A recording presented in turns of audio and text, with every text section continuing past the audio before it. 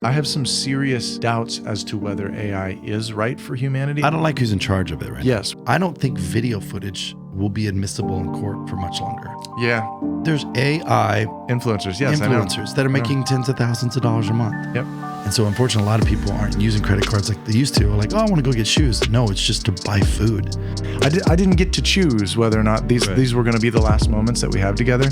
Man, I'm sorry you had to go through that. Dude, we're back. Like, it's been a while. Why has it been so long? Just of life? Dude, life is... you ever feel like you're like being hit from like all fronts? Like, and I'm not complaining about life. I got kids. I got 2 kids. I got a wife. And like, I have hobbies. Like, real quick, I appreciate that you're explaining this to like for the people listening, because it's weird. You as my brother-in-law, it's weird when you're like, I have kids. I'm doing this. I'm like, I know what you're doing. Yeah. But no, just in general though, like I just feel like from all fronts, I'm needed in so many different directions, and I want to give 100%.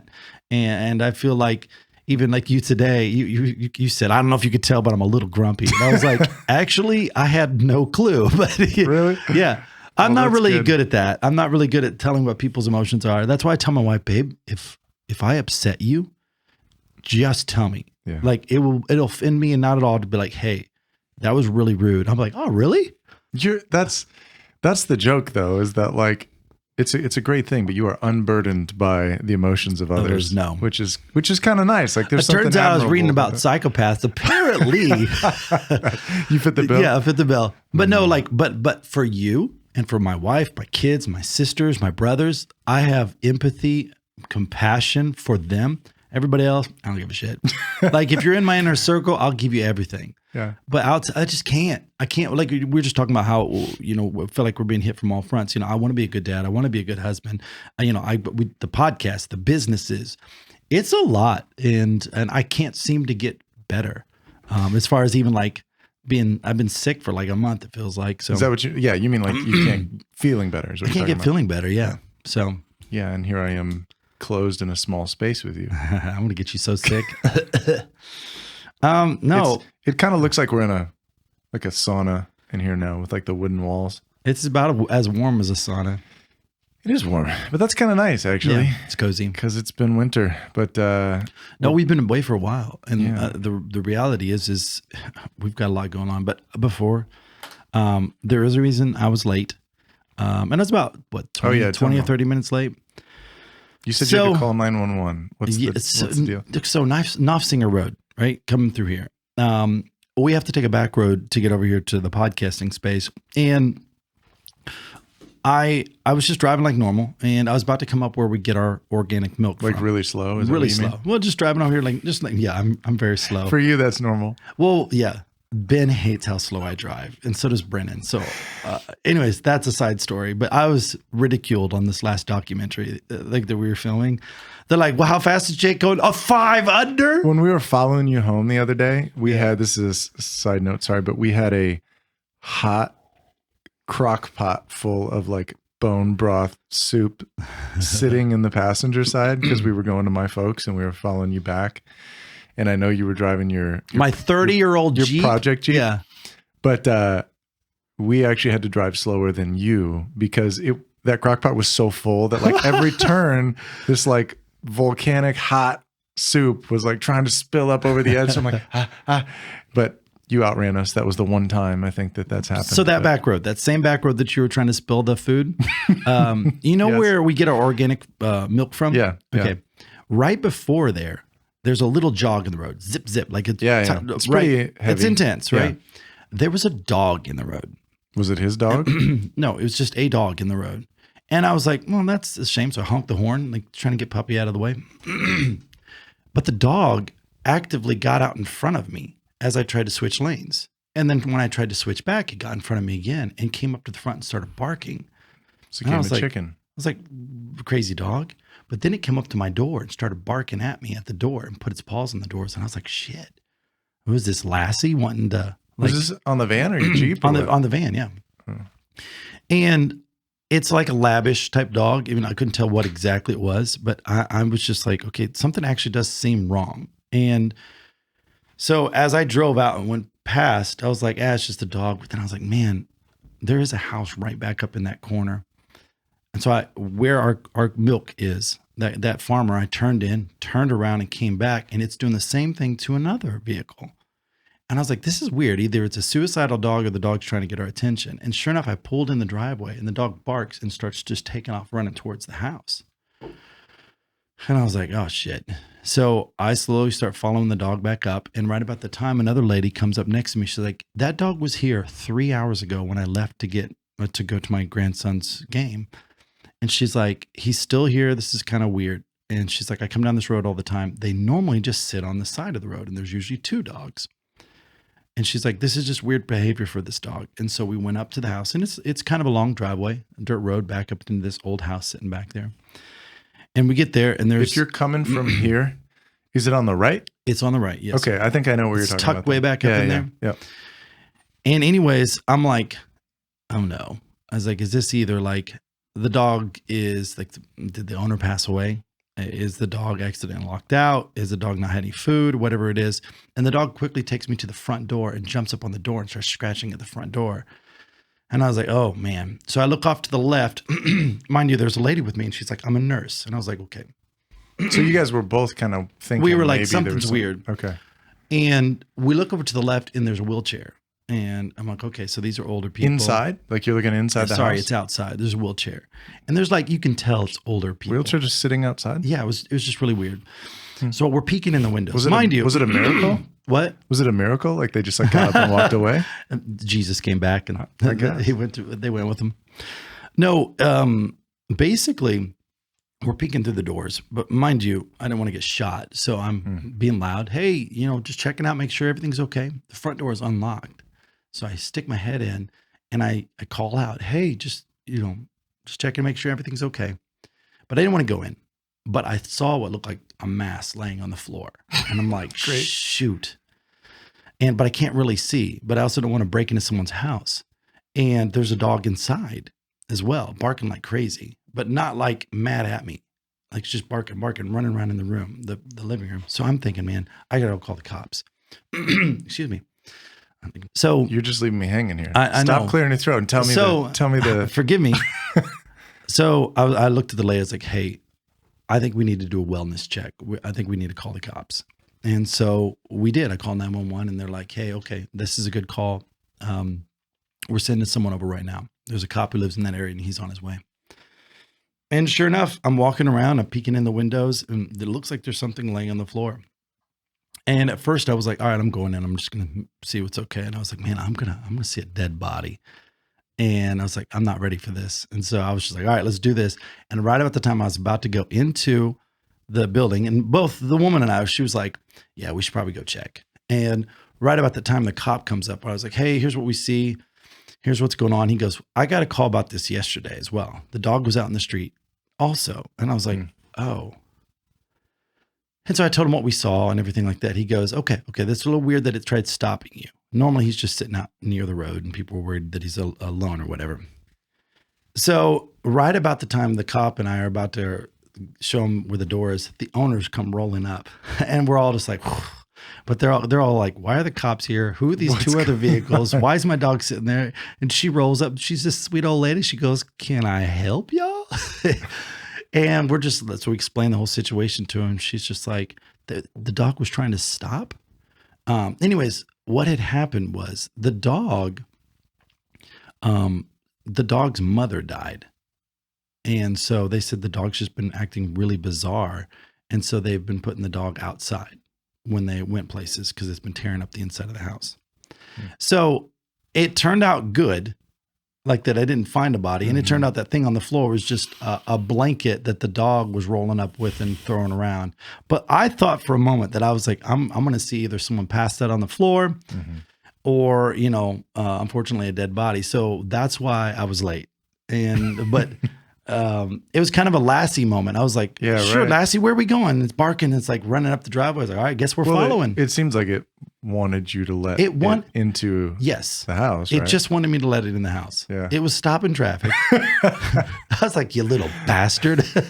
I was kind of mad after that. I was like, all right, well. That sounds like something that my dog would do, that Ryman would do. Yes. Like I've been outside for 5 minutes. I need inside. Exactly. Call 911. 100%. Whereas our other dog, Nash, is just like loving it. We'll just like sit outside. Well, I apologized to the cop. I was like, hey man, look, I would rather be wrong than be ignoring the fact and keep going and someone needed help. Yeah. I'm the same. Like I would want someone to help, my family member or so. Yeah. But man, oh man, I also in the back of my mind, I was like, as I'm peeking into the window, I could just see someone just shooting my head.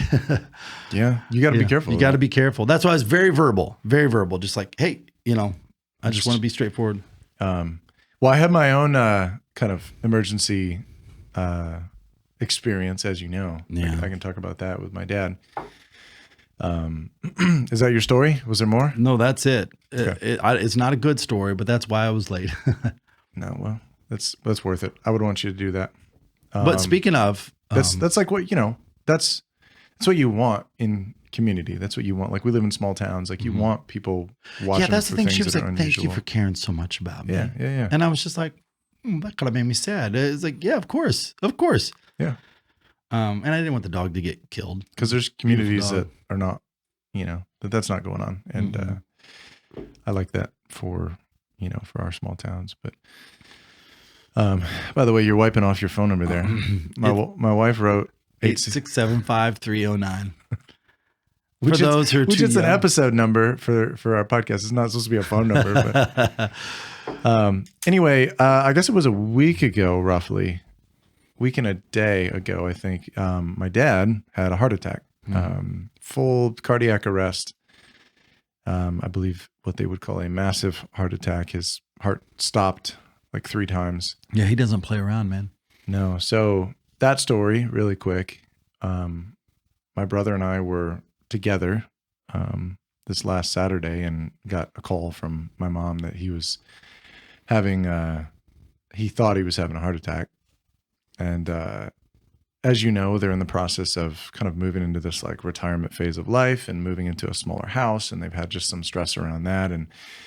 And dad is sometimes a kind of a high stress guy. So he's just been dealing with all this stuff. But he's had some heart problems in the past. They've put a stent in and, he knows to kind of watch for those signs. And he had been mowing lawn at the new place. And when he got home, he told my mom, like, hey, I think I'm having a heart attack. And she was like, well, like she believed him, but she was also like, well, tell me your symptoms. Like, are you sure? Like, should we go to the immediate care? Should we drive to the ER? Like whatever. And he's like, no, you need to call the ambulance. Like this feels serious. And so so like ambulance came and took him and my mom called us. And meanwhile, my mom stayed at the house to find like insurance card and to grab like his hearing aids and some other stuff. So my brother and I got there before she did.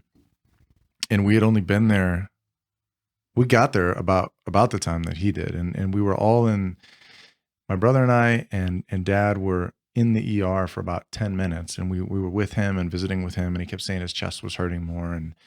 And they told him at one point, they're like, hey, we need to do a procedure immediately where we, put in another stent because you're like, I forget which artery, but one of your like core arteries is like literally almost 100% blocked and will be 100% blocked within a matter of minutes. So like we need to do this thing. You're going into surgery. Your dad said something like he thought it was like clotting up or something.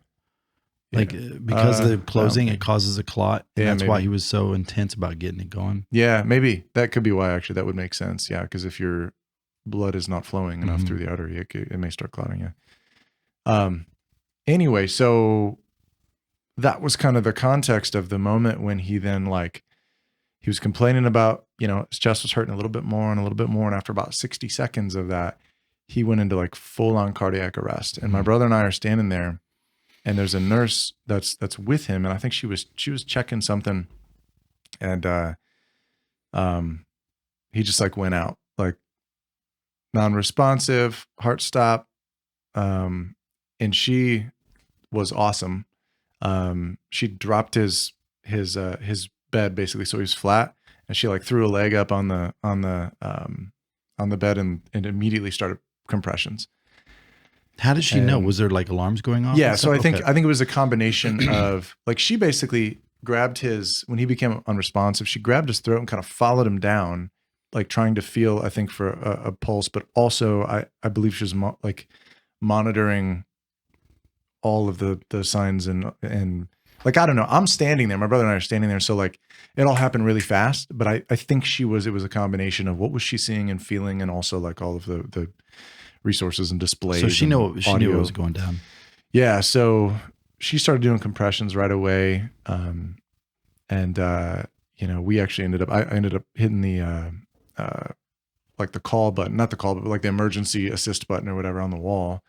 She told me to do that. And, people came running down, and before the whole thing was over, there was like 15 or 20 people. The response was amazing, but yeah, they brought him back. So like they revived him once. And then by then there was a lot of people that had come into this very small space. And so my brother and I kind of worked our way out into the hall, which there's no door. It's just open, but we were basically at the foot of his bed, about 5 or 10 feet away. What was going through your mind at this time as they're kicking you out of the room, basically?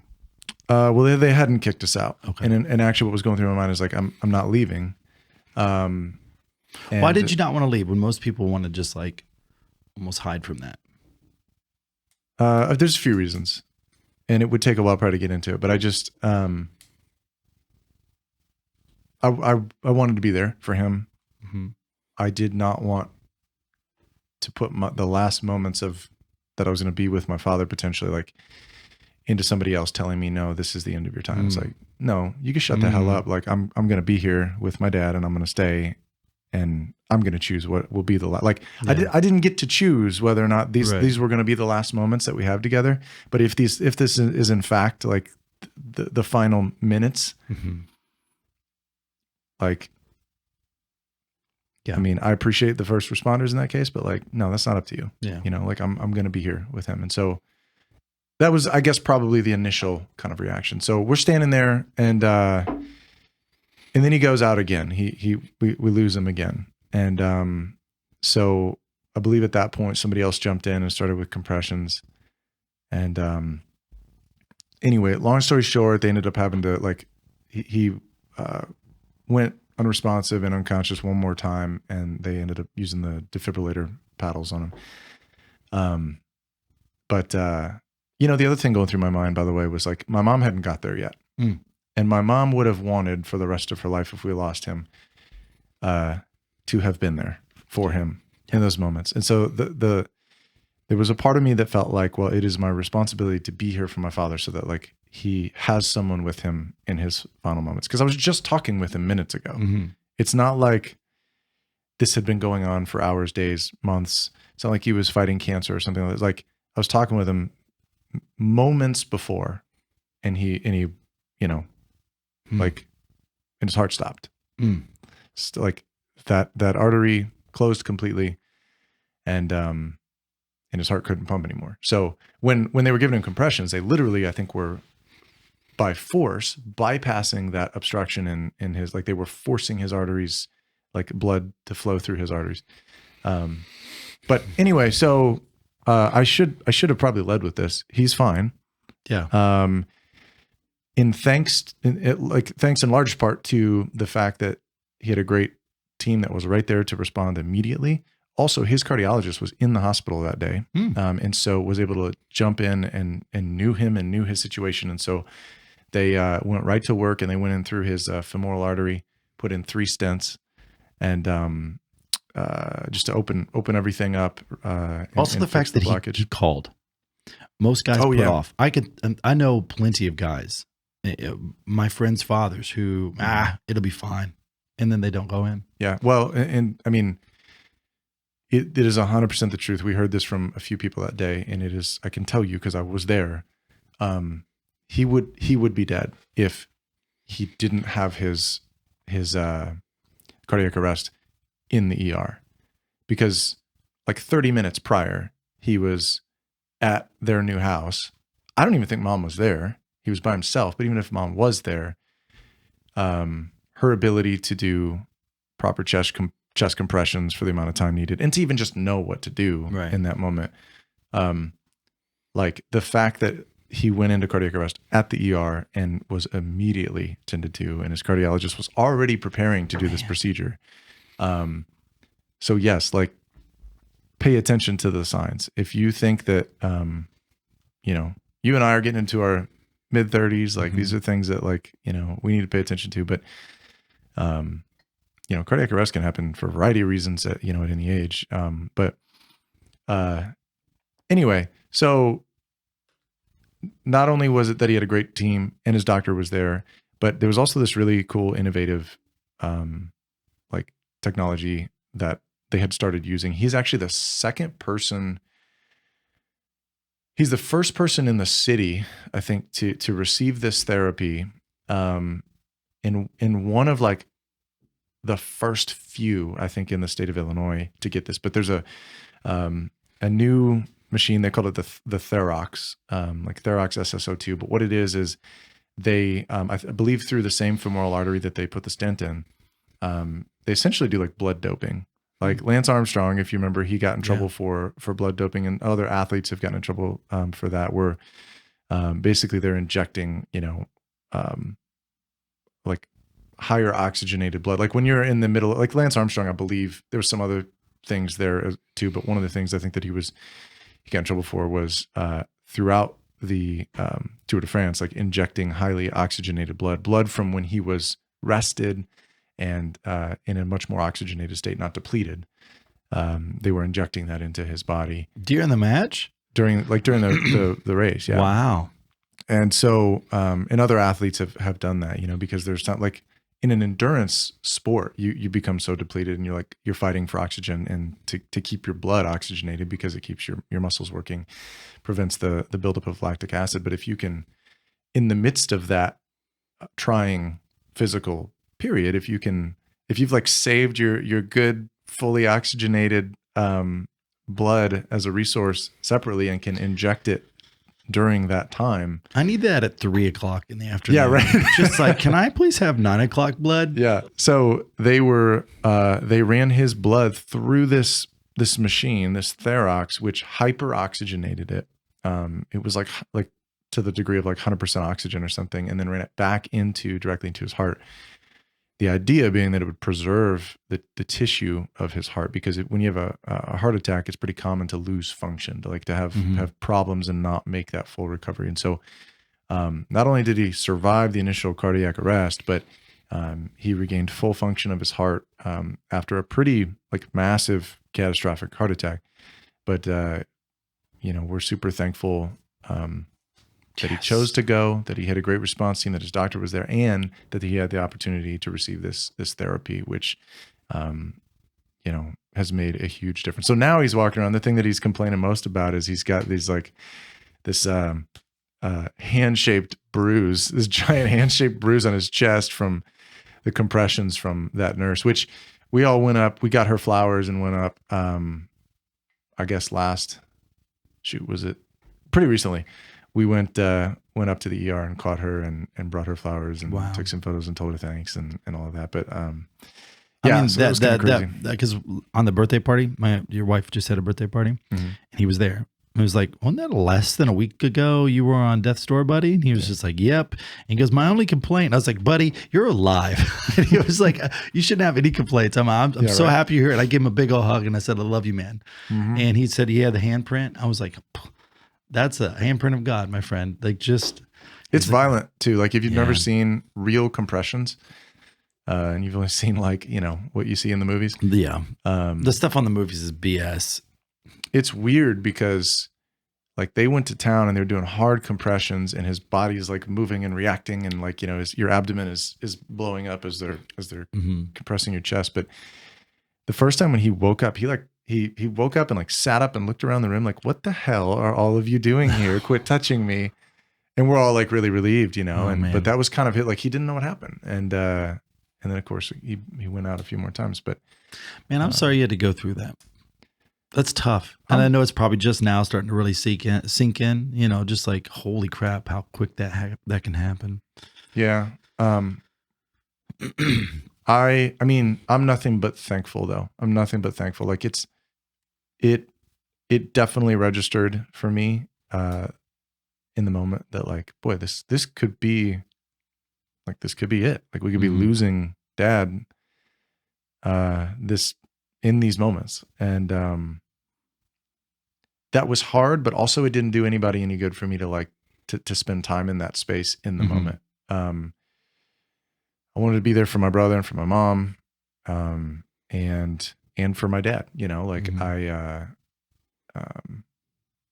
don't know, for some reason I felt that was the very least I could do, was like be there for him, if that was going to be his final breaths. But again, nothing but thankful, because it wasn't, and all the stars aligned to where, you know, he survived and came home. And with that oxygenated, yeah, that word, blood, and it's helping rebuild him and stuff like that. One of the things we want to talk today about is like some robotics, AI.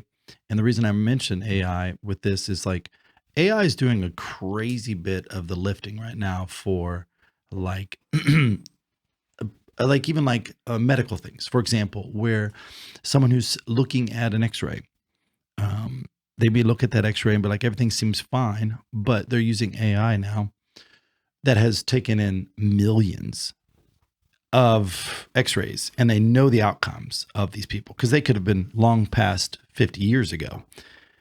There may be stuff that they could see. Well, that spleen looks a little big, but there's a heart issue. So the person who's looking at it is looking at the heart. They're not saying, okay, well, that's a symptom right there. The spleen is this enlarged. You're saying it can pick up other things. It's picking up everything else. Yeah. And it's interesting how, like your father is able to be at a birthday party, due in part to, yes, everybody was there, but also the oxygenated blood really helped him. And it's weird to think of how far along we are.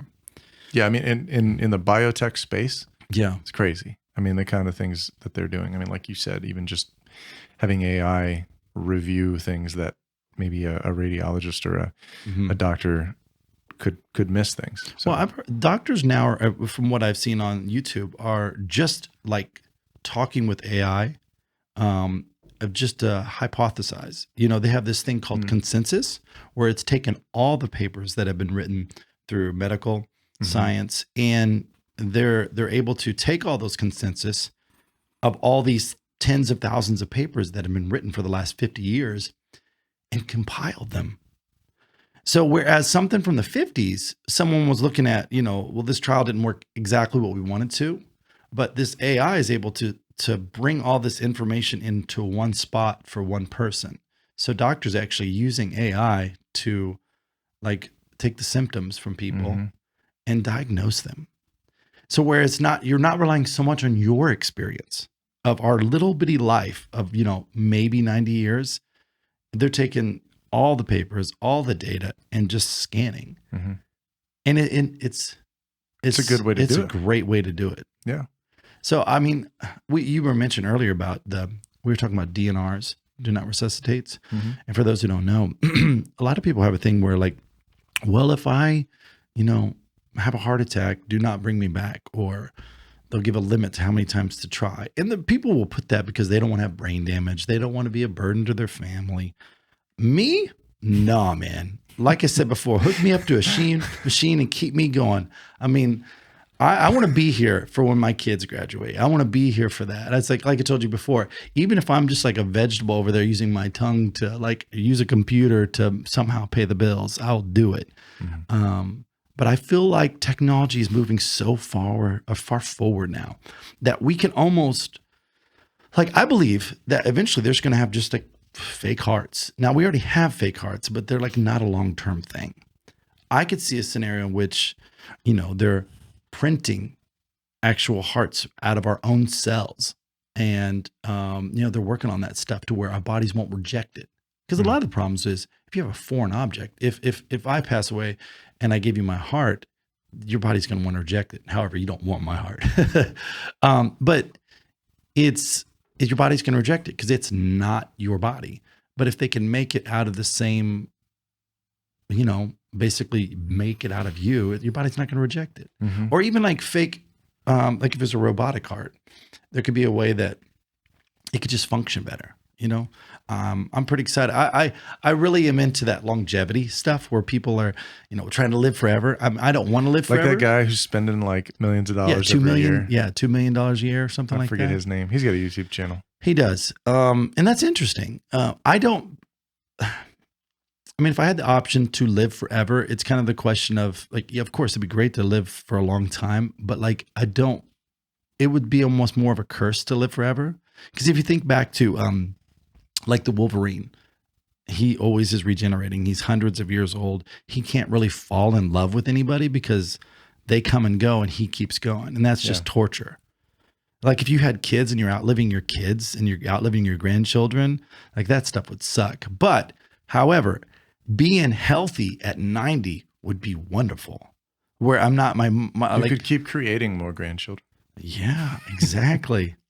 Exactly. I think that's weird though. Again, I forget this guy's name, but the idea to me, it kind of like grosses me out a little bit. And I don't mean this like as an observation for him, like good for him doing his, I should look up his name, but let me look up his name because I feel we're not referencing him, but well, he's doing a lot of the experiments. Like, okay, you're telling me that that's good for longevity and good for health. Okay, let me try that and let's see if there's a benefit. Bryan Johnson, that's his name. Like I said, good on him. But what gross, like this is my own personal attitude towards it, but the idea of consuming so much of your money, your time, your emotion, your like just your mental bandwidth with prolonging your life and longevity and optimizing the amount of time that this human physiology can exist on Earth. I just know for me, if I was like consumed with that, I would be so stressed. Well, stressed, but like then you don't actually get to live, I guess is my point. Like I feel as though. What was his name again? Bryan Johnson with a Y, Brian. So, I think he thinks of it as his job. Well, and he's probably doing a lot of good for us, for humanity. Like I said, good for him because he's actually doing it. I think from a very like he's a case study. He's a human case study, and so he's doing very controlled experiments, and he's sacrificing his body and his time and his money to do that. But for me again, it's like, well, I got a lot of just aches and pains and crap that that I'm trying to, I try to address it. I try to eat healthy. I try to stay hydrated, get rest, all these things. But at some point, like I still just want to live my life. I don't want to make my whole life about my physical, advantages or limitations. That's all. Now, so Brian, he looks really different from when he was the CEO of a company. I think I'm not certain, but he might have had something to do with Venmo. And when he sold it, he ended up with like $800 million. So I think he's good for money. And I would think so with what he's spending on his health. Yeah, I'm looking him up and it's like, he doesn't look anything like he did before. That's him before. Oh, really? And then that's him now. The one on the left. No, the one on the right, you mean? Yeah. Sorry. My left. I think that one on the left there is that's his son. So yeah, he did a thing where he swapped blood with his son to see if it did anything. Yeah. Because obviously younger men have more testosterone, and there's a lot of things about your kidneys, your liver. Did it work? Did you? Apparently, it worked good. Yeah, it made him feel younger. Are you going to be coming for your son's blood then? No, no. What if you like swap blood with your son and you just like start peeing the bed and like start just running around in 5. circles? No, my son loves video games. Start throwing tantrums. Like he's just like, Dad, I was thinking. I was like, what's that, buddy? I love when little kids try to negotiate with you. And I know clearly. It's like me trying to negotiate with God. God's like, yeah, okay. I'm not giving you a Ferrari, Jake. So listen, I was thinking. But he's just he loves Mario. And he just thinks it's the best game ever. And he's like, why don't you want to play it? I was like, I just don't find it interesting, son. He goes, gosh, you're so weird. And so, yeah, my point is if I swapped blood with him, it would be, I'd end up having a affinity for video games. So tying this all together though, I think because this came up at one point with you and me before, but like we have a finite time on this planet. Yes. The older you get, I think the more you're reminded of it. Guys like Bryan Johnson are trying to do what they can to lengthen that amount of time, and I think make the most out of that time from a mental and physical standpoint. But, you know, like with what happened with my dad is a good reminder. Like we all at some point, this life is going to come to an end. When you're a child, though, you just don't have that frame of reference. No. And so if you were to spend all day long trying to beat level 4 on whatever video game, it's like that was a day well spent. Oh yeah. Whereas like for me and you, it's like, no, that is a day that I now have lost. Like that is one day out of my life that I'm not going to get back. And you talked about how you mourn like the loss of time. When you have your time wasted, you get frustrated. Yeah. Oh yeah. And I'm with you. But AI, let's get back to AI. Speaking of wasted time. So Atlas, the Boston Dynamics Atlas, I think everybody knows about that. And a lot of people have heard now. That freaked me out. They brought a new robot that I don't think is called Atlas, but it's the new, like they've retired the Atlas program and now they've kind of introduced this new humanoid robot. But the first time you saw a video of the Atlas bouncing around on those boxes. It was goofy and silly. Yeah. I mean, not me. I was terrified. I was like, no, but they've branded Atlas as this kind of silly. But the sort of trailer that Boston Dynamics released for this new one was kind of creepy. Why did they do that? It was creepy. They're almost like trying to say like, oh, look how cool the actuators are. I was like, man, the way it turns around. They knew what they were doing. Oh, I think that they were trying to say, hey, military, you could buy 1 million of these. I don't know. Well, maybe. But what was weird to me is it comes up in like sort of like, instead of just looking at the camera, it's almost like looking off to the side, which was odd. Yes. That just like kind of weirded me out. But yeah, I mean, what do you think about that? So for me, like, you know, that nerd from, what's that movie? You got to give me something more to work I'm with. so sorry. The one where the guy's like, I love technology. Napoleon Dynamite. Napoleon Dynamite. You know that nerdy little brother that just like at the wedding sings I love technology? Yeah. So that's me. I love technology. Like I'm always up on like the new things that are coming out, what it can do with your life. How can we apply it? How do we use it in our businesses? How do we streamline things? You know me. Like I do that all the time. But with AI, I'm a little nervous. And here's the reason why. And you use AI all the time. Yeah. The reason why, and just to, and I feel like a lot of people are, it's happening so fast for a guy who gets up in the morning and like watches videos, reads things about like new technologies almost every morning. Like when most people are looking at the news, I'm just like looking at like nerd sites. But it's happening so fast that people don't quite understand how much it's coming for jobs. And I also do investing. I'm a businessman. I love capitalism. I'm worried about the future in this particular way. I think it's going to happen so quick. It's going to jostle things and it's going to take a while for people to adapt to it. So I think there's going to be some turmoil in the next 10 or 20 years really with this stuff. Because with Boston Dynamics, new robots coming out and how good they are, simultaneously there's AI and AGI they're trying to work on, but AI, eventually those two are going to merge, meaning they're going to put these AI bots or the AI computing within these robots, and they're going to be able to function in jobs so well that a lot of the, I mean, back up a little bit for me. They assumed AI was going to replace a lot of the factory jobs. Just get rid of those guys. No one cares about the, the low level pay guys. But what it did is it came for copywriters, analysts, artists, musicians. And by the way, I should probably mention that's, as a former factory worker, like that is not your opinion. You're stating somebody else's sort of like, oh yeah. Yes. Thank you. But like, no, literally, if in a factory, if they could replace you, they will. Yeah. Oh yeah. Yep. I mean, well, that's the attitude you're saying is like, 100%. Unfortunately, sometimes is that like with certain. Yeah. They don't care about those jobs. And like, I was there. They were just like, oh, if we did this and this and this, we could eliminate 2 of the positions. And they were excited about it. Yes, it cost them less money, But it's like, oh man, that's 2 people who just gone. Now they have to go try to find some other way of doing it. Now, with AI and with these robots coming, yeah, they're scary when you look at it. Everybody thinks Terminator. But the reality is the job displacement is going to happen so quick. I just don't know what people are going to do for a living as costs just keep rising. What are people just going to go back to farming and that's where they get their food source? I mean, like That's what we're doing. I mean, But you were talking about creatives. You were talking about how elaborate. Nobody thought that they always said a computer will never replace art.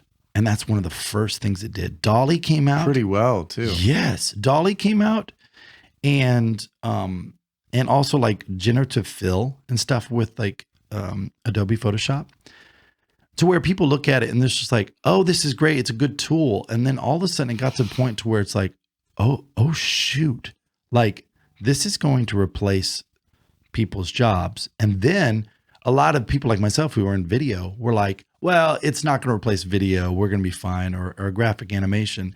And then a Chat GPT or OpenAI came out with Sona, I believe it's pronounced. And you can text in what you want to see, and it shows you the most realistic stuff. Have you seen the video? No. I'm going to pull this up for you, just because it's like, I'm like, oh, basically overnight, all B-roll or stock footage, dead, gone, gone. And Really? Gone. And this is version 2. B-roll too, like video? Oh man, I'm going to show you some of this stuff that tell me your opinion of AI. So while you're pulling that up, one of the things that recently was most telling for me, I follow a couple of groups on Facebook. I use Facebook to tune into groups that I think are funny, and also to sell and buy things on Marketplace, and that's about it. But I follow an AI page, and then I follow also a graphic design page. And on the graphic design page, one of the things that they'll do is people will post a photo and they'll be like, hey, I love this photo of me, but can somebody change the background? Or can somebody remove this guy? Or can somebody make me look like, put me in a fancy car? And so, and it's like a joke where the guy, and so a lot of times people, so yeah, so then the comments fill up with people that they respond with some kind of joke, or they actually complete it and it's really good. One of the things that was most telling from an AI standpoint is, this girl asked for, she asked for whatever it was, like put me on a beach or like whatever. There was a whole bunch of people that did it. And it was like, okay. And then somebody dropped in an image and it looked awesome. It was incredible. Like it was perfect. It looked just like her. It was on the beach, whatever. And then all these comments come in like, all right, that's the best. Like you win. That's fantastic. That looks so good. Will you do mine? Like, how can I pay you to do mine? Whatever. Mm. And then somebody quickly points out like the 6 fingers on the girl's hand, which has AI can't get hands. They can't get hands, but not yet. But and it's getting a lot better. But my point is, the best design attempt out of, and some are pretty good, but out of this whole thing, the very best one by a long shot was one that someone didn't actually do. Right. It was done by AI, and it was pretty amazing. Which I follow even some graphics designer who also were copywriters, and they said when a lot of this stuff started coming out, they're like, "Oh, I have to change my career," and they did, and their position actually got replaced at their job, and a lot of it too, like for me, you know, you used and to we've worked with a lot of these people, you and I, designers, copywriters. What it does is, and I'm sorry to interrupt, but it allows one person to do 5 people's jobs now, and that's helpful. It is helpful, but like, this might take a second, but I want you just to watch through and scroll through some of it. It's just, for those who don't know, it's text. So this is Sora? Sora. Okay. I think I said Sona. It's Sora. Sora. And you could scroll through some of them because some of the human ones. Oh, so it shows the prompt. Whoa.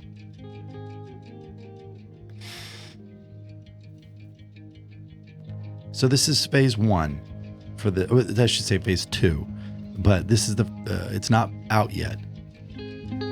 It's got a lot of issues, but OpenAI did Sora. I believe is that right? I believe so. I think that's what. Here, I guess. Yeah, it's OpenAI. And just scroll through some of that. Corgi vlogging itself in tropical Maui. And I make literally thousands a year, and this is no lie, from stock footage. I make around anywhere from $4,000 to $5,000 a year off of stock footage that I have out there from all the thousands of clips. So like, I know that's not a lot of money, but there's people who that's their entire gig. So when people assume it would never come for the creative jobs, that's almost the first thing that it's doing. Also analyst, mid-level management, it's coming for the jobs that is mostly, especially for mid-level management stuff, there are a lot of taxes that get paid from those people. This is wild. I'm going to fast forward to a couple of them that just blew my mind. Yeah. So all of that is 100% AI. And you'll notice some imperfections. Let me get to some of them that I was just like, okay. Yeah, what I notice about AI video is that as you watch it you can almost see that it's trying to decide where it wants to take it. Exactly. You know what I mean? Like it's But you're talking about stuff that's created in seconds. It's creating the scene as it goes, it feels like. But so this push play, all that is AI prompted, meaning someone typed something in and it generated this entire scene. Let me see the prompt. A movie trailer featuring the adventures of the 30-year-old spaceman wearing a red wool knitted motorcycle helmet. That's useless. Blue sky, salt desert, cinematic style, shot on 35mm film, vivid colors. I need to get me one of those knitted helmets. No joke. Yeah, that's crazy. It's moved on, but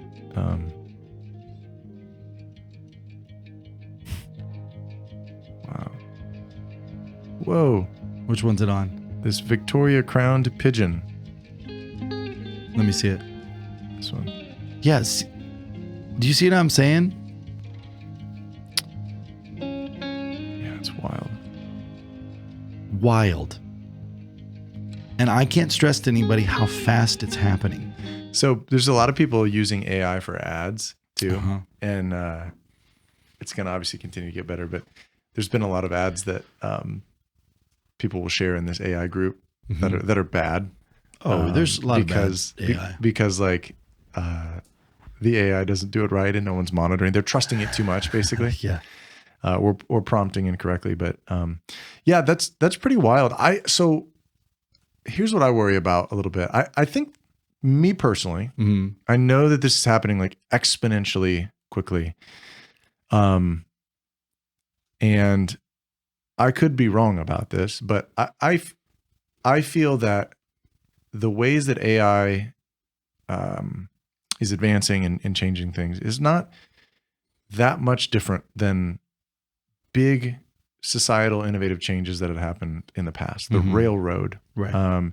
The invention of indoor plumbing, or climate control systems, network television, radio, the telephone, light bulbs, the vehicle. I know where you're going with that, but the only thing is those created jobs. A lot of those didn't. I mean, but at the same time, a lot of those ended jobs. Sure. Like the steam engine. We talked about that last night, where the steam engine got rid of tens of thousands of jobs for the knitting factories. But then it also allowed poor people to afford nice new clothes. Yeah. Yeah. I mean, like, so I work or the loom in the space of like commercial industrial engines, as you know, like my day job.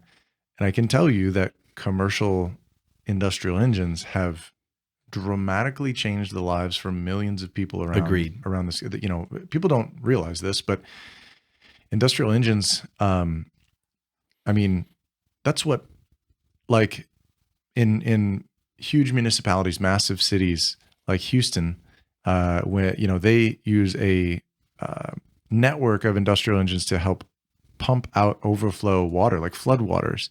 And these are used, throughout the country, but like coastal cities that have hurricanes and have to deal with massive amounts of water, they use industrial engines. The engines that are used in heavy equipment, all of these things, like the diesel engine and the gasoline engine has, you talk about taking away jobs, like the amount of labor jobs, right, and the amount of men it would take to dig a hole or transport,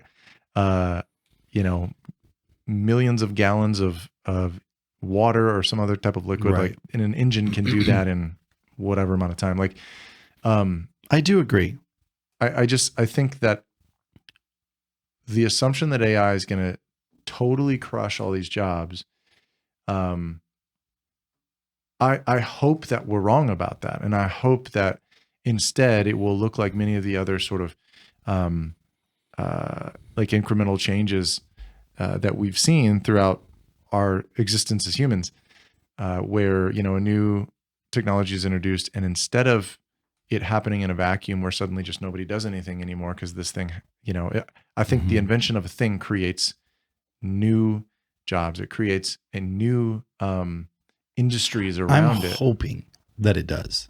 I'm hoping that there's complete new industries that people can then have a fulfilling job, good life with it. But there is something about AI that is intimidating and confusing, and I think it's because it's creating things from nothing. Right. There's also a lot of it's a buzzword too right now. A lot of people are like, try our new AI chatbot, and it's like clearly just terrible, and it's just a computer, and it's just a buzzword right now. But the actual generative AI, generative AI is to me, it's because it's happening so fast. I don't know how society will catch up with it. Yeah. Well, there's like generative AI that's creating like B-roll, and then there's like what you see in you know, like Boston Dynamics, where there's AI programmed into their robots for it to respond automatically to a certain stimulus. Like if it gets impacted on one side or trips over a thing, it knows to respond on its own to that stimulus to prevent, you know, it from falling down. Both are kind of creepy in their own way. Is one of those like more problematic than the other? Do you feel like? So a lot of it too, one of my major concerns is that the military always gets onto this stuff. What I mean by that is most wars actually bring the most innovation. It's just a fact. Everybody syncs up. Oh, shoot, we're going to war. We're going against Germany. The whole country pivots. And a lot of things come out of it. And a lot of this AI stuff is funded by a lot of our military organizations. And the reason that is because they know other combatants, whether not necessarily enemies, but like we have issues with China and Russia. So where we do commerce with them, but yet they're kind of our enemy, but not really. They know that they're working on it, and they're using it for, you know, coming up with strategies, better bombs, better effective bombs, and better tanks, better this, better warfare. You know, and what's, I guess, makes me a little nervous is that I know they're going to use this stuff for war, and what that ends up happening is it just really hurts, like, honestly, just a lot of people. And so it kind of sucks because, like, they're going to attack like power grids with AI, and in a way where a normal algorithm would struggle with hacking into certain, you know, online websites that manage these assets, whether it be the grid, water supplies, or whatever it is. It's going to be easier. So we're actively spending billions to combat that stuff because it's already happening.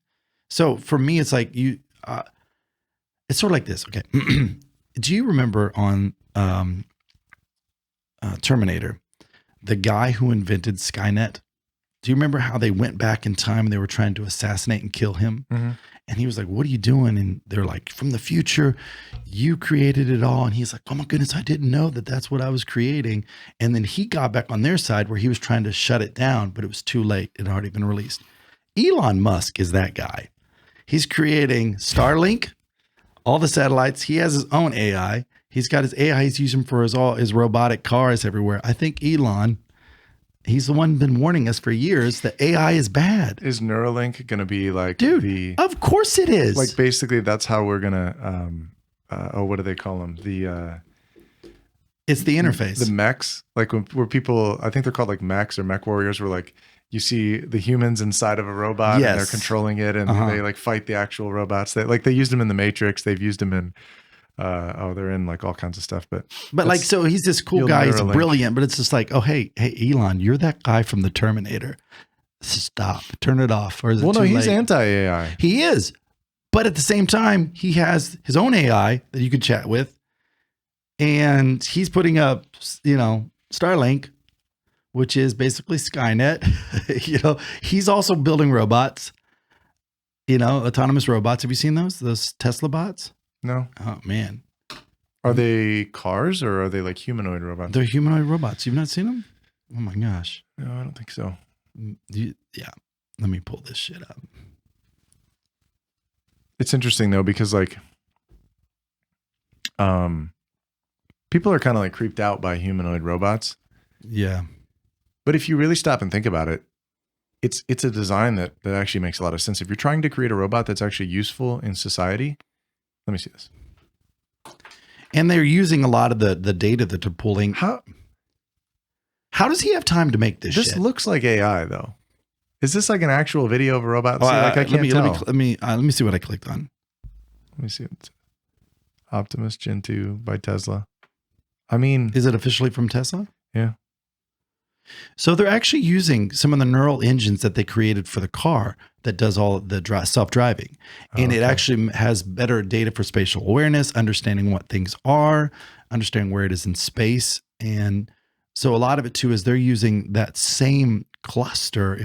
By the way, I'm butchering all this stuff because I don't know what I'm talking about, but they're using all the computers that they train that data with to train this stuff. I could use one of these out here on the farm. Of course. With chicken eggs. Oh, so Corridor Crew, they had the same question as kind of what I was posing there. It was like, how do we know it's real? Are these like faked? Are they real? Yeah. But no, like, so humanoid robots, again, they're creepy because it's weird to see something in human form, but with no soul. Yeah. But I was kind of thinking about it. I mean, we have created a world, a physical world out there that is meant for human bodies to like if you think about the proper size of a doorway, it's for like the average human to fit through. If you think about stairways, it's meant to be comfortable for a human being to traverse a set of stairs. In fact, it's I mean, if you think about it, it's probably one of the best ways to go from one elevation to the next, aside from like an elevator or something. But to manually bring yourself, stairs are actually pretty easy versus like climbing up a hillside.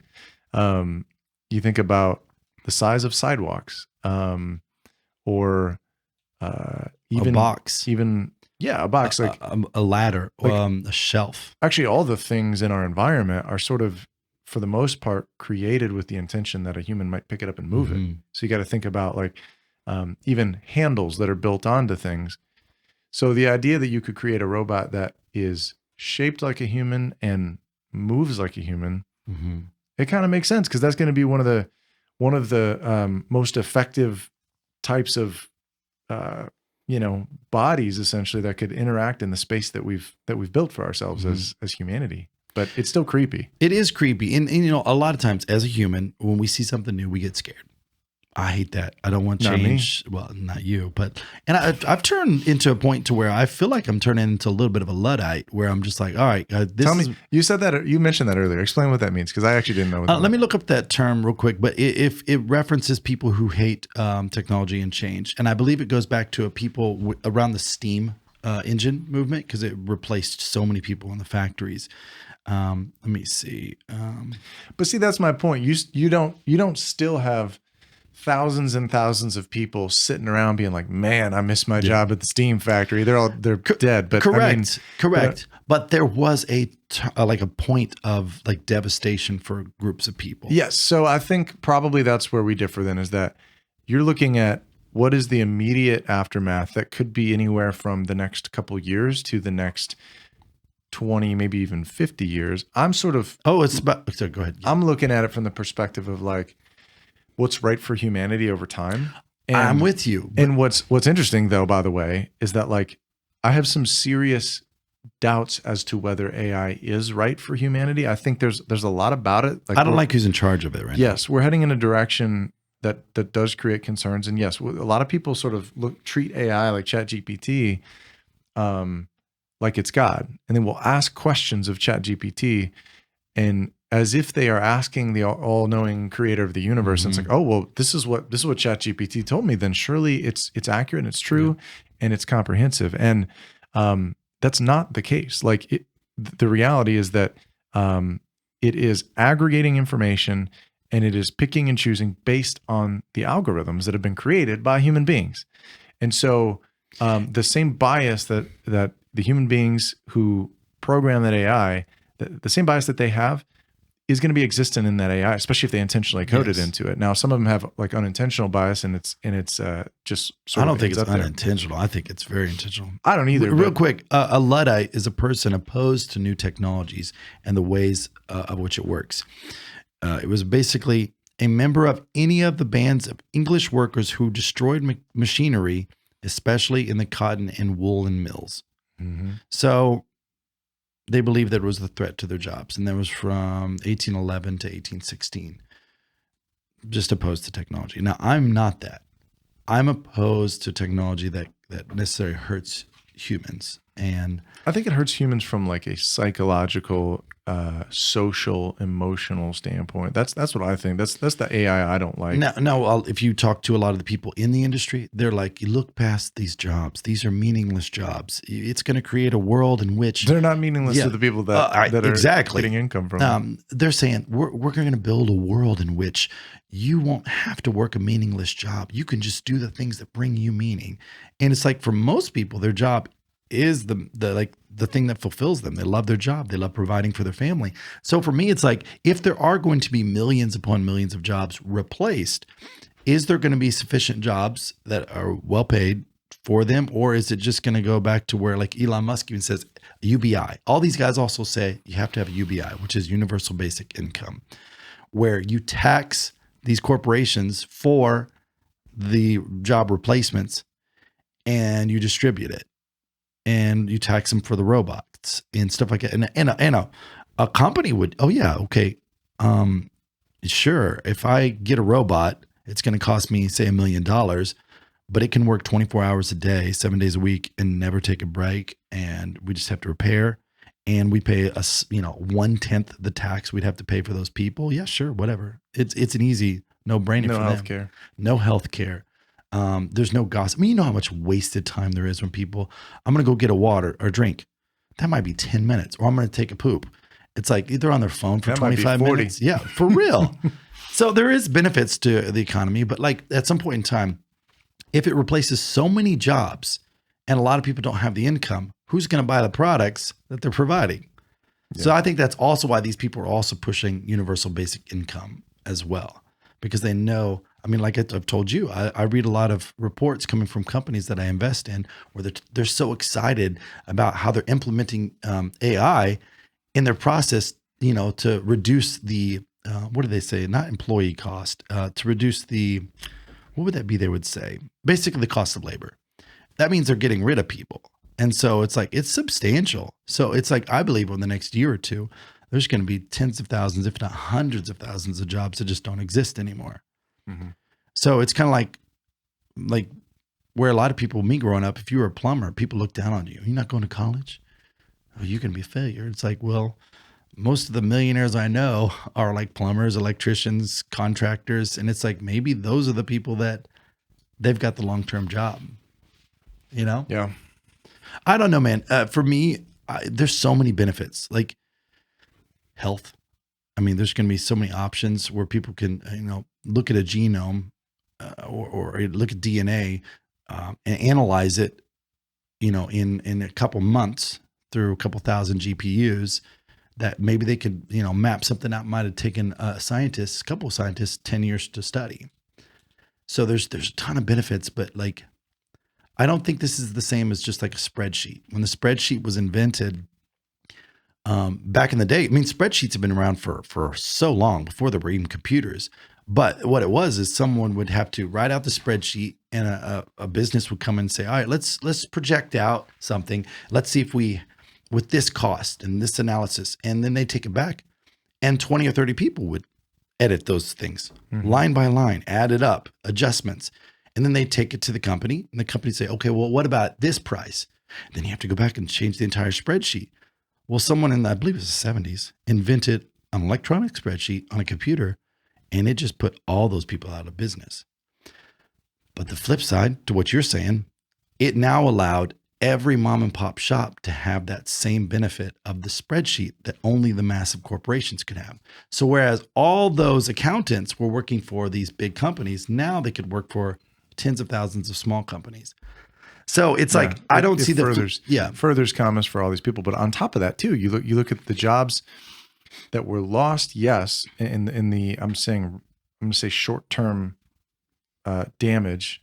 It was probably over many years and affected careers and things. Sure. But at the same time, fast forward, how many jobs, over time, like how many thousands and thousands of people at Microsoft have worked on like the Excel team, the software engineers, the project managers, all these people that have worked to build out Excel into what it is now, and to develop that into such a robust resource. Or for me though, they're so narrow fields, but AI and these robotics are going to affect everything at once. The medical field, accounting, tax stuff, copywriting, art, mid-level management positions, scheduling. I mean, I can book an entire vacation through ChatGPT.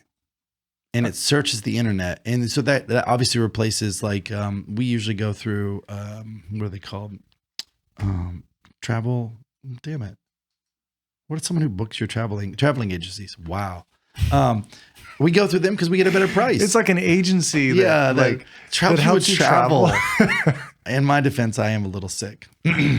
But I know I'm a bit pessimistic about it, but like I just see how it's going to affect a lot of people in the short term. In the long term, maybe it's all awesome, but it's happening so fast, and AI is programming itself better.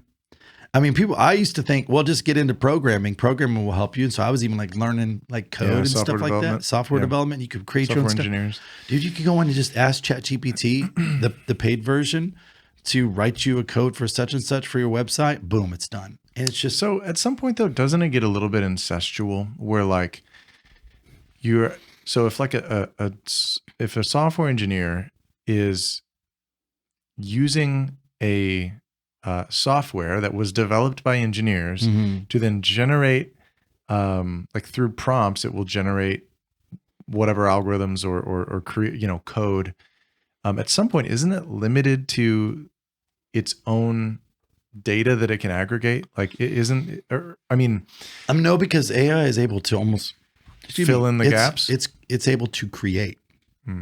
It can take all these things and come up with also new things. So it's not just a search engine. It's actually finding connections and trends and gaps and filling them. And also giving you options.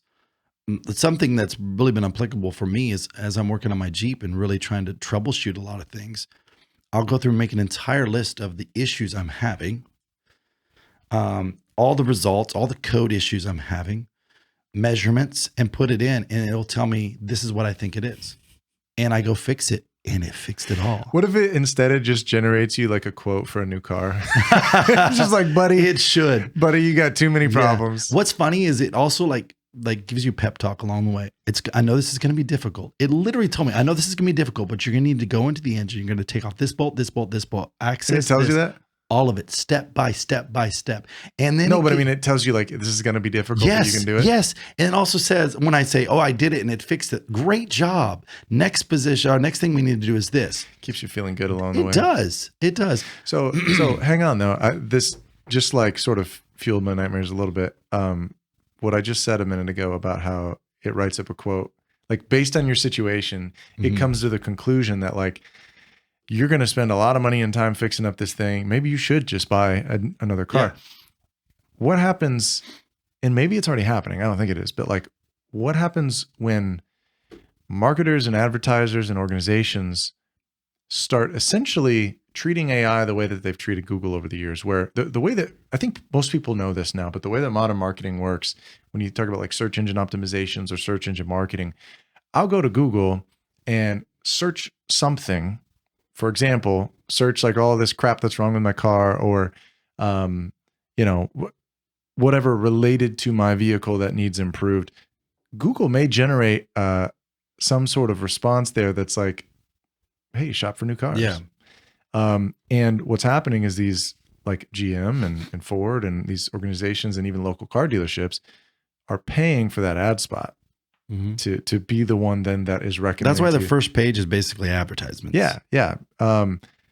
What happens when AI starts doing that? Like when you're working through, is it happening already? Dude, no, it's not happening already, but it's going to. That's what I'm saying. It's like, it's just going to be feeding us because new spots. AI is not like a search engine. Like search engines, people use them. You may type in, like what's a specific problem you're having? With my Jeep? Yeah. Like give me like very brief, like just where do I fucking start? I mean, it's a rust bucket. No. Okay. So specifically I was having an issue with the fuel system. There was no pressure. Yeah. Specifically, that's one of the issues that helped me. So how did you ask that question to ChatGPT? And then I want to contrast that with like how I would have searched for that in Google. So like how do you frame that up for ChatGPT? I was just, I prompted it up as like, all right, this chat is dedicated towards my 1996 Jeep Cherokee XJ. Knowing the issues, and I said, just basically search the internet, know the issues of the vehicle. And I also asked it to generate an image of it. And it created the most perfect image. I was like, shit, that is my Jeep. Exactly. I talked about all the modifications it already had on it. And here's the codes that I had. Here's the issues. Here's what I've replaced on the Jeep. I mean, it was a big prompt. It was a whole spreadsheet thing that I, basically imported into it. And said, these are all the things I've replaced. Here's what I've done. Here's the timestamps. Here's what I've done.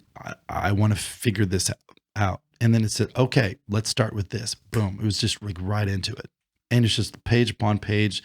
Let's do this task. Go test this. It should read this meter to this meter. Did you check this wire down by your fuel pump? Are you getting the proper amount of voltage? It should be this voltage, this range, this range. Test that. Come back. Tell me if it's like, it's just like telling you step by step how to do it. And this was all related to your fuel pump? And well, that I should say that's where it narrowed down to, that it was a. So you didn't even know necessarily? I didn't know. I just knew that I wasn't getting enough pressure up at high. Like I could drive, but once I got up to like 55 miles an hour, it started to sputter pretty bad. So what year is your Jeep? 1996, 28 years old. Here's how this, 1996? Yeah. Here's how this would have happened in Google. You would have typed 1996 Jeep fuel pressure issues. That's what you would have searched. And that's what a search engine would have had to work with. And then from there, you would have had to sift through all kinds of different sites and Reddit forums and go to YouTube and all these things. But when you think about like how valuable all the information that you gave to ChatGPT to figure this problem out, because you saw ChatGPT as a resource and as a collaborative partner, do you realize how valuable all that information would be to marketers? Yeah. Because you said, here's very specifically the vehicle that I have. Here are all the other things that I've done. Here are the codes that I'm having. Like how important, by the way, is that information to Jeep to help understand from an aftermarket standpoint? Here's what our customers are encountering in the field decades later. Here's what is going on with our vehicles. Here are the weak points. Here are the failure points from our cars that are out on the road, that have been on the road for 20 years. And until now, they don't have any data back on that. But as all these prompts are coming in, all these details around it, like you can't really build a case if you're Jeep by someone searching, 1990 something fuel pressure issues Jeep. But with your whole story that you've put together and prompted with ChatGPT, there's all this information that comes and somebody they're going to make the other side of that billions can build out, like, okay, here's what happened. Here's what he did. Here's what he tried. And I think that's super valuable to both marketers. Google's trying that now. And so that's what they did with their AI. It failed bad. What did they do? They released something too soon and it just flopped because they were trying to play catch up. Forgive me, I don't know the name of it, but they released their own version of AI search and all that stuff. But it was also really going to be geared towards that exact thing. Here it is for sale for $9.99. Well, Google uses tons of AI in their marketing as it is. Yeah. That's why like a lot of people don't realize when you're searching for a thing online on some unrelated website, and then you go to some other totally unrelated website and an ad pops up for that thing, it's because Google is tracking something like 80% of all the world's websites. Yeah. Are like networked in with Google. Yeah, as which far as, how like, is Google Analytics. not a monopoly? I know that's a whole different thing. But I think what's interesting is that like knowing what I know about marketing, I'm not that surprised that that's where AI has drifted towards, because creative and marketing are, I mean, the interplay between the two is constant. But what I think about is, again, people are putting in a lot of information, sometimes very personal information, very detailed information, and they are trusting Chat GPT as if it's some sort of ominous, spiritual being, all knowing. And it's like, no, you are dumping lots and lots and lots of personal information onto As if it doesn't remember. onto OpenAI's servers, and it will be there for as long as they want it. Yeah. And I don't care whether A lot of companies have gotten in trouble with that. well, They uploaded their proprietary information to Yes. to make it more efficient. Yep. And what ended up happening was then it became a part of the search. So when people would search something, it becomes was a part of giving that data aggregation. Yeah. And so when it gave the information away. Yeah. Because that's what I think people don't realize too, is that like in the same way that we as humans are constantly like taking in information, and then like when later on when we're giving information, we're using the information we took in before. And so AI is doing the same thing, and it's using your data to form opinions and ideas to help somebody else. But but even like from the standpoint of what is that connection secure? What if somebody can, essentially, hack in and intercept what you're communicating back and forth? That's why just don't put your information out there. Like, but people just don't think about AI in that way. They will have in-depth conversations with essentially a series of algorithms and servers. And I'm telling you, that information is out there as long as OpenAI wants it to be out there, unless some foreign actor or some nefarious actor is able to hack into OpenAI and then steal all that information. So it's concerning from that standpoint in my mind. I worry about who can pay money to start influencing the responses that AI gives, or the actions that AI takes, and then also is your data and your information actually secure? When you're interacting with these platforms. And I don't know that there's a good answer for that. I don't know that anybody's been able to provide that. I just think that there's going to be a marriage of all the stuff that like Boston Dynamics is doing, where these robots can just run around up a hill, over rocks, loose gravel, into water. And I think there's going to be like that marriage where you can talk. Have you heard ChatGPT talk to you yet? No. You can talk with it now. And so, and the voice sounds great. I mean, it just sounds like any other voice. It's pretty creepy. I'm expecting you to pull it up and it sound like you. You're like, it sounds great. It's a really wonderful voice. I'm a computer program designed to assist with information and conversation. How can I assist you today? So like, I sometimes when I was working on my Jeep, I would just like voice the text and then it would just talk it back to me. So as I'm working on my Jeep, it's walking me through the steps. And so I just respond, say that back slower. It works. Yeah. My point is there's going to be a marriage between these robots, and they're not going to be all like bipedal legs and stuff like that. But they'll be in factories, and they will be where you can walk up to it and just say, I need to do this. Or you could just like say what you need to have done and it will do it, versus having to go bring in a programmer and program something. They're just going to do it. Yeah. What's interesting is like my prediction about all of this, if you look at kind of the trend of technology over the last several decades, I think that human beings have a propensity. This is not even technology. We have giant brains relative to the rest of our bodies. We have giant brains and very weak bodies compared to most of like the other animals in nature. Speak for yourself.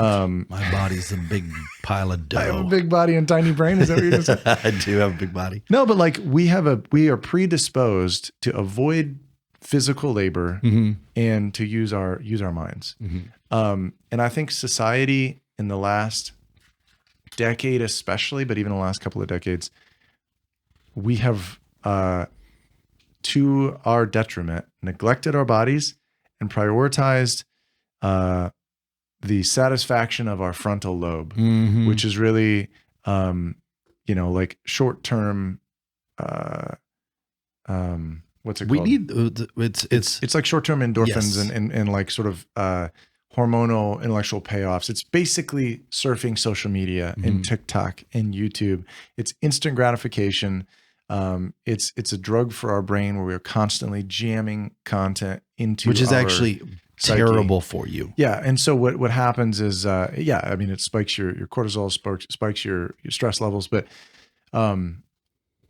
I see a scenario when we look at generative AI where, yes, the factory jobs and the majority of labor, the things that we as humans have a propensity to avoid in the first place, I think as much as we can, we will have robots and AI and technology do those things. I mean, you look at, like, again, I talked about heavy equipment earlier. We typically try to avoid, as society, having human beings out there with shovels, Right. digging ditches and holes. We would prefer to get an excavator out there or a series of other, heavy equipment that's going to do it faster, more efficiently, safer. And I think that I worry about, again, I talked about Sims, I look at social media.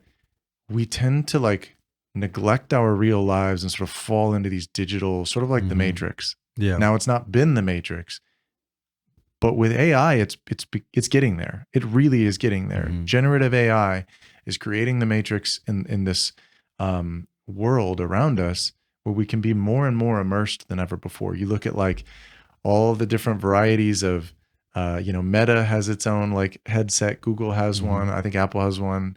What's the one that Apple has? I forget what it's called. Anyway, I don't know, $3,500. I was like, right? I'm not. What? No. But think about it. We've got the hardware to perceive the world as it's coming into, our visuals and then processed by our brain. It's hijacked in that moment, and there's all these heads-up displays and all these things, this information that comes in. The networks exist, like the social media sites and networks and communities that exist online. And now the technology to create a world around us in real time technically exists. If we can watch these like videos that are created by AI, now I know it's not truly real time because it takes like processing. Sure. But in fact, sometimes depending on what you're using, Well, you're it can talking take about a long minutes time. to create that stuff. Yeah. So in content now, by the way, I mean, we're doing it as we speak. Content is populating more rapidly than ever before. We're one of a bajillion people that have podcasts. Dude, there's AI influencers now. Ours is better, by the way, than most podcasts. Well, we hope so. That's a No, joke, but for real, dude, there's AI influencers. Yes, I know. influencers that are making tens of thousands of dollars a month. Yep. So I just that's what I worry about a little bit, is that again, it is our sort of weakness as a species that we allow ourselves to get pulled into the matrix, and it is so easy and it's so gratifying and it's so Will you play a little bit of a game with me? unhealthy for us. All right, let's if so, then what type thing? Okay. All right, if in 15 years it's replaced millions of jobs, they're going to implement it in the government. People do not trust government. Early on, I was chatting with ChatGPT about what does the future of government look like and all that stuff. And of course, it's saying AI, here's how we're going to implement it. Here's how we're going to implement it with voting. Here's how we're going to use it in the judicial system. And it was intense. But I was like, oh, people are going to adopt this like crazy, because it even gave the reasoning why it would be great. There won't be, potential corruption, it says. There won't be biases because it'll just be the facts. It'll just be what is programmed into it. And it can make better decisions than politicians. But that's the issue. Yeah. It's like, then whoever wants to control the future government needs to own these companies. And I think people will implement it more and more into government every single day. So that means less governmental jobs. I think there will be, let's just say, back to the game, is if all these millions of jobs are going to be replaced, what do you think then could be the way that society works? I love capitalism, true capitalism, not cronyism, all this bullshit that's going on around the monopolies. But what are people going to do? Like, I know that the entrepreneur can go out there and find a way to make money, But what about the average person that just wants to get up, go put in 40 or 50 hours a week? What do you think that society's going to do? And how are they going to make money? How are they going to pay for the food? Yeah, I mean, so that's a big question. As a partial answer, one thing that I see happening is I think you're going to have AI like super users. I think there are people that that exist and thrive in the creator economy that have YouTube channels and social media, who have been for a long time living at the intersection of all of this stuff. So they're creating internet content in video form, maybe websites, social form, but they've been piecing together all these different softwares, these different skill sets. They've been maybe hiring out different people to be, to do their design work, someone to do their video, someone to put their podcast together. I think what we're going to find is that more people will be able to be successful in fields like this because they can leverage all these tools. Where there's a weakness, like if you're not artistic, you don't have to be artistic anymore. That gap is now filled by technology. And so you can become this super user of AI and all these. You can have AI do your copywriting. You can have AI pretty soon do your B-roll footage if you missed a shot when you're out filming. You can have AI even do your music. We were talking about recently, the creation of music. It's getting great. So it solves a lot of problems for creators. Now it also creates problems for people that specialize in a very specific field. But if you're someone who already is like blending all this stuff together, I think it allows you to do it even bigger and better. That's only a partial answer. If you're a copywriter, you probably should be worried. Most copywriters that I know are leveraging AI already, not necessarily to complete their entire assigned work. Dude, ideas. But ideas to brainstorm different ways of saying a thing. Or if like one of the ways that organic marketers are using AI, and I know this from attending a event a while back with a really successful marketer out of Chicago. He doesn't do any paid marketing. It's all organic. But one of the things that he's recommended is instead of just using AI to write the thing for you, you can approach ChatGPT knowing like, okay, I need to create a blog and I've been paid by this website to create this blog for them, but I need to know what to write about. Like I need an idea. And so if the blog is, for example, they sell swimsuits, you can approach ChatGPT and ask it like, hey, I need to know the top 5 most important things to take to the beach if you are attending with your family, like a family of 4, and you're going to be there for only an hour. What are the top 5 things you need to make sure that you have there? ChatGPT can help essentially aggregate that information and provide you with a roadmap that you can create. So you're thinking of someone like you. That's the thing. The little bit of the problem is you're thinking of someone like you. You're not like a normal person. I love you, bro. How dare you? You're not normal. I'm not normal. Our wives are not normal. I'm talking about someone who literally, there's more people who don't have normal skill, like a lot of skills. They get up, they go do their job, they know what they're doing. They're they interface with like data. And they're data analysts, and they just do a few things. That's kind of what they do. They get up, they go home. That's all they can do, or not all they can do. It's a great field. But when that just all gets replaced with just AI being able to generate all that data analyst stuff in moments, what would take them months to do, that's not a job anymore. Yeah. Well, there is so many jobs in the middle class. I hate to use the middle class type thing, but in that, that white collar, right above blue collar type, middle management, as they say, those jobs, a lot of that stuff, if it's not interfacing with people, I think those jobs are going to be gone. And so you're going to have millions and millions of people, millions and millions of taxpayers as well, no longer in that particular field of workforce, unless at the equal speed of which those jobs are being replaced. I think there's going to be a big, huge economic downturn. I think a lot of the stock market is going to do great. but that will not be a representation of what the real world is for 80 to 90% of the people in the population. Why will the stock market do great? Because their profits will still keep going.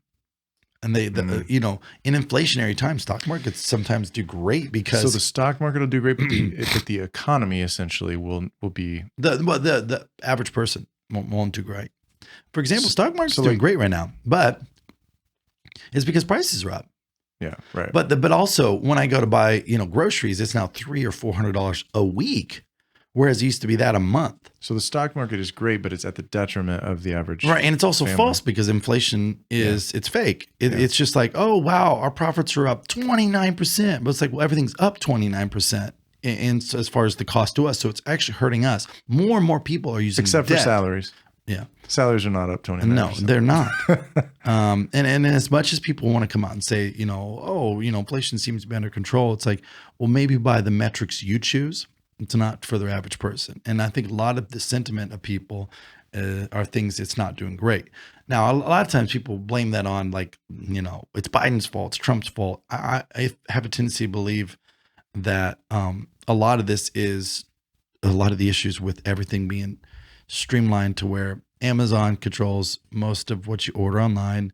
Apple controls all of our phones. Google controls all of our search so it's getting down to where there's few companies own everything. Mm-hmm. Like, you know, my wife used to own a salon.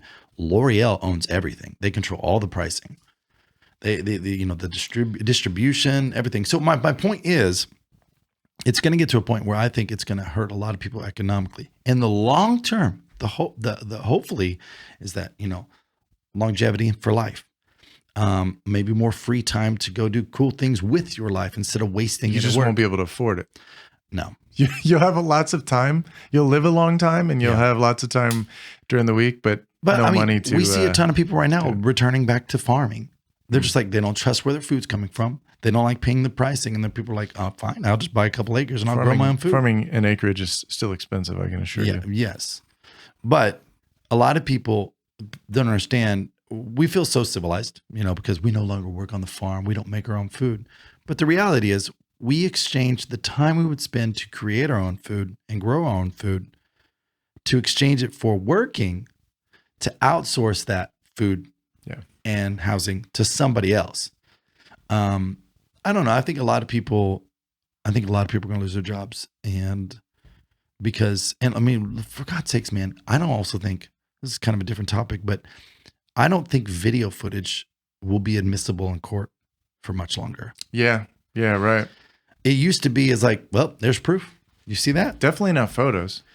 Dude, after I showed you that video stuff, you're telling me fast forward 10 years, it's going to be admissible in court. Yeah. No. And I'm not going to trust some other bot that says, oh, that's official. Mm-hmm. You know what I mean? Like, who's in control of it? And they could literally type out something of you robbing an entire bank and be like, well, it's been official. You know, this is fact checked. It's fact checked. All that to say, I'm a bit pessimistic about it just because I interface with it all day and I'm reading a lot of the stuff. And I also listen to a lot of the guys who are talking about how it's going to change the economy. And it's like, if they're on par at all, I mean, it's going to affect a lot of good things, but a lot of bad things. And what it is people's income is going to be like gone and decimated for a while. And so you're going to have a real radical adjustment in the way our society functions, which could be fantastic because I don't like the way our school system is. You could have AI teachers that could specifically know everything about your kid and, you know, kids learning on the screen at their pace and adjusting for their skills. So there could be maybe a new way that people, you know, teach their kids. You could be, but again, I don't want to open AI to know actually anything about my kid, let alone everything. I know, but there's people already implementing that right now where they're trying to have it to where it can educate kids. So, and most of like the internet will almost all be AI generated stuff. You go read a blog now, most likely it's generated by ChatGPT. So most of the internet in 15 years will be generated by AI, I believe. Mm-hmm. So no, I don't think it's the Terminator. You paint a bleak picture though, my friend. I know, but you might be right. On the other flip side, we might have longer lives. meaning that they figure cures for cancer. I mean, they've been working on that for the last 40 years. You'd think they'd figure something out, but I don't know, man. I know it seems bleak, but it's cool technology, but I've realized how much it saved me money not having to use people, which is great for me, but not for those people who are. But not for those people. Should we talk about our documentary before we wrap up? I have been sorting through so much footage that my brain hurts just a little bit. So can I ask you to like tell people what we're doing? Because I think this is the first podcast since we went down to Texas and started off on this adventure. But do you want to maybe give like a let me tell quick synopsis of what so there I am one day. It was a Thursday. I get a phone call from Dave, and Dave goes, "Hey Jake, have you really paid attention to the border issue?" And I was like, "Yeah, I've read into it a little bit." He goes, "No, Jake, I really think this is actually an issue." And I'm like, "Oh yeah, okay." Then he sends me some stuff. Now I have a tendency to not believe the news. I think a lot of people are at that point where it's just like they're just trying to sell something, hype people up, get them afraid, get them watching. Sensationalism. Yeah. But some of the stuff you sent was like crazy. And I'm like, if this is halfway true, a quarter true, this is an issue. Well, and let me just add to that. Yeah. Meanwhile, we're watching the reel that we put out on Instagram get tons and tons of responses and views. It was an Instagram about a video I'd watched on YouTube of a man finding thousands of IDs thrown away in a particular spot. People from China, people from Russia, people from India, all coming through the southern border. And so Dave and I started doing research, and Dave said, "I think we need to do a documentary on this." And I don't know if anybody knows, documentaries are hard to make. You've got to vet everything. You got to get real information. You got to schedule, book. Anyways, so we decided we're going to do a documentary on the southern border. Something that is not so biased. We've got nothing to prove. We're literally just two middle-aged dads who are concerned about our children's future and wanting to know, is what's happening at the southern border hype? Is it really millions of people coming through? How does that affect our country? How does that affect us personally?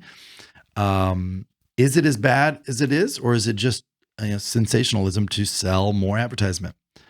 So we decided to go to the southern border. And so our first stop was in Texas. Dave happened to have a business trip in Texas. And so we thought maybe we could save us a little bit of money. So he's already there anyways. Let's just take a couple extra days and go film on the southern border. Man, oh man, it's legit. I don't want to say corruption, but just the amount of money that people are making from the southern border crisis. And it's just mind-boggling. Also, the amount of people that are coming through, the amount of money that's being made from busing them around the United States. Not a lot of people know that, but they're busing tens of thousands of people. Is it weekly? Just throughout the United States. And so we're in the process of filming that. I was also sick the entire time I was there. I'm at the southern border, about to pass out and filming stuff. We have had the opportunity to talk with some Frontlines folks. And we have we've come to realize that we knew this ahead of time, but one quick trip down to Texas where we visited several border towns is certainly not enough to tell anything beyond what is already being told. But we did get to spend some very we got to spend a good amount of time in deep conversation with again, a lot of these people that are dealing with this every day. We've met with some sheriffs, we've met with some officials, and we have several people that we're going to go back and meet with in Dallas, and then I think we're going to go to Arizona as well. But some of what we have found has been expected, but then there's other things that have been very surprising, and we're excited to share that, and excited as this documentary comes together. It's been a lot of work so far, and it's important. it's an important thing we've come to realize too, because again, like you said, I mean, as a couple of fathers, like we have no agenda. no, but it does. We have nothing change to prove. It changes your perspective. Mhm. My agenda is, and I know I can confidently say our agenda is to preserve a certain way of life for future generations, which include our future generations, Right. our families, and Because a lot of documentaries end it like this. Well, it's a problem and it's their fault. It's the right. It's the left's fault. yeah. And at the end of the day, we're all Americans. We got to figure this out. If this is truly an issue for our country, Except that we're not all Americans anymore. That's precisely. I mean, we're finding that there's shipments of them even to our town. Yeah. And it's on the schedule. It's like a schedule.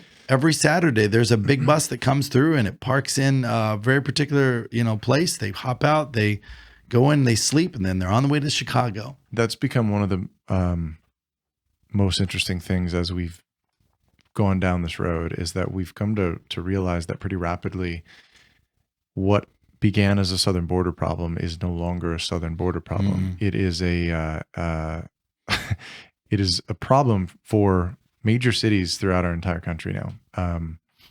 We spoke with Sheriff Joe Frank in Del Rio, and he's the sheriff of El Verde County. And one of the things that he told us is that they're not staying there. These migrants are not staying there. They had, in a town of roughly 30 or 40,000 people, they had a period of time all at once where they had 17,000 Haitian migrants come through. That was the county's amount of people. The 30,000 was the county. Right. That was the county. Sorry, yeah. Yeah, that town had like 700 people in it. And he told us that within a matter of days, they were all gone. He said, they're not sticking around here. They're headed. How did they're infiltrating the country. Infiltration. It was Haitians, and I know they're coming for a better life. And that's one thing that I felt was my compassion for a lot of the people that just want a better life. Man, went through the roof. My love for I could see it in their eyes. A lot of them just want the American dream. But then there's the cartel and the people who are capitalizing on this crisis and making a lot of money and not really wanting to make it better because they're making too much money. My anger for them went up too. And so it's just like, okay. And it's tough. It's tough because bad people also want a better life. Yep. So, and there's a lot of people want to say if the one side says, oh, it's just people want a better life. And the other side says it's all rapists and murderers. And it comes down to, it's both. Yeah. Cause it was interesting. It depends where you go. We went to several different border towns and several different ports of entry, and they all have different problems. Yep. They have different types of migration happening. In some areas, you've got massive amounts of drugs coming through the ports of entries. Massive, truckloads of meth. Yes, semi truckloads of meth. Eagle Pass just set a record recently. We saw in the Border Patrol's press releases, but it was the largest seizure of, I think it was methamphetamine ever. And it was a huge amount. It's been a little while. I'm forgetting the numbers, but. And what one guy we talked to was like, okay, what was that hiding for? I was like, what do you mean? He goes, oh yeah, if that was getting through that port, got through that they didn't know about. Yeah. It's just like, he was like, is that a plant for everybody running into this way just to get through 3 truckloads? Yeah. Yeah. And then you've got, we worked with Sheriff Thaddeus Cleveland, and dude, he was badass, wasn't he? He was awesome in Terrell County, and he explained that a lot of the immigration that they see are people, they're individuals that are coming through, typically not transporting massive amounts of drugs. They're looking for essentially undocumented work. They come into work, in commonly agriculture industries. But all of this is just it was very interesting for us, very eye-opening. We are genuinely excited to share it and tell it in a way that's a little more useful than just us kind of off the cuff recounting things. But I think it's been an eye-opener for us on just the southern wall in general. Oh, sure. I assumed, that rusty, powerful looking wall that we see in every single post. That's bullshit. That's like a small portion of the wall. The rest of it's just like a little bit of like chain link fence, or most of it's nothing. And a lot of I know that they use that to track people, but like you have a sense of thinking that there is a border wall. And then a lot of people were like, well, why don't we have a border wall up against Canada? Well, it sounds like maybe we should, because it turns out a lot of terrorists have been coming through there. Mm-hmm. Like people on watch list have been going through Canada because we're not watching it very good. All that to say, it's been very interesting, very eye-opening. It was interesting seeing how when we go to a section, they say, oh, that's a Bush wall. Oh, that's an Obama wall. Oh, that's a Biden wall. Oh, that's a Trump wall. And then we went to a section where this one Thaddeus Cleveland called it God's wall. And it was just massive mountains. And you're like, that's the best wall. And that's where the least area where people come through. And they have to traverse 20 miles to get there. And then when they get across the border, it's another 20 miles to the main road. And then another 10 miles to the closest town. So we were joking about how if they can make it through all that and get to the town, there should be someone there be like, congratulations. Right. You have made you can work, Made the trip. So to kind of wrap this all together with AI even, there's going to be a lot of displacement of jobs in the next 5 or 10 years. Well, if we have had 10 to 20 million illegal immigrants coming looking for jobs, those jobs that are available for people like, groundskeeping, plumbing, construction, a lot of people are going to quote unquote have to sink to those jobs to replace some of their income, whatever it is. Like there's a shortage definitely in construction. So that would be a great opportunity for kids coming up is to get into construction, plumbing, those are going to be high paying jobs in the future. Sort of like on South Park, they had that thing. They had an episode where all the handymen became billionaires because no one knew how to do anything. That's like Mike Rowe's whole thing. Yeah. Like he's basically gone to war against this idea that, looking down on those jobs. Yeah, that the trades are less than, and that basically, everyone needs to go to college and get a university degree and get all kinds of debt. When in fact, what if you could start a trade 4 years earlier and build a career? And you're not kidding. Like I think young people are less and less skilled at trades work and working with their hands than I think maybe we've ever seen. And but in doing so, some young people, I shouldn't group. There's also a lot that are doing exactly that, and good. And they're using AI to help them do better. Yeah. But my point is there's going to be a lot of a lot of jobs being replaced by AI, and then also there's going to be a lot of jobs replaced by people wanting to come into this country. And so there's a shift. There's a big shift in the next 10 to 20 years, and I think it's going to be tumultuous. Yeah. And if we make it through it, I think it could be a good era for humanity, because there could be a lot of amazing things we don't even know. What's the next internet? What's the next light bulb type of inventions, that are out there that can create millions of jobs? I hope it's a lightsaber. It would be cool if there was no such things as jobs anymore. If we could just all do our passions and paint all day. But that's a whole other conversation. One day, let's podcast on work in general. Let's just talk about the inherent good or bad of having something to do. We will, because there is the issue of you can no longer just own land and just have it in your family forever, because there's just always this perpetual unending tax on your land. Then it's like, well, what do they do with it? Well, they use it for education, but then it's like, well, we don't really trust the education system. So how do you opt out? But you can't. So it's like you perpetually just have to work and make money perpetually. And that's why older people have a tendency that they can't leave their land to their kids because they have to sell it. Or if the tax when they die. That's why they should put it into a trust instead. But anyways, yes. It's been a while. I'm a little rusty with podcasting, but I'm glad to be back at it. And we've just been so busy, man. And was this a depressing podcast? Maybe. I'm sorry if it is. We talked about. No, I'm just saying we're very. I sense that we are a little pessimistic about some of this stuff. We're talking about the issues with AI and technology, issues with the border, problems with immigration in general. I just know in great shifts. You're calling 911 on people. Yeah.